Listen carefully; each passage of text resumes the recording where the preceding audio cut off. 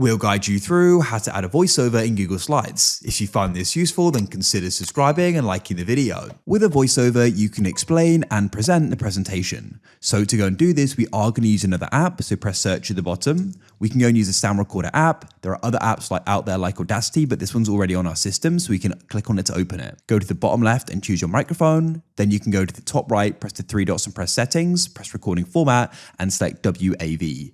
If you use another app, have the format as WAV, go and press start recording, and we're now going to be live. Return to your slides and start going through them.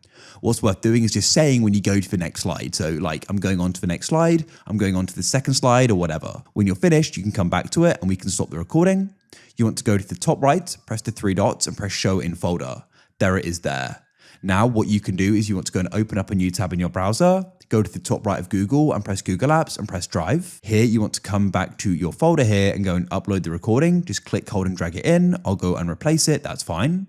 Wait for this to upload. When it has, come back to your slides, come back to the first one specifically, press insert and you want to press audio. Then you can go and select it and you want to go and press insert in the bottom right. Here it is. You want to click, hold and drag to go and move it, and you can go and resize it as well. Go to the right. I like it start playing automatically so people can start hearing it, and unselect stop on slide change so it keeps playing when the slide's changed.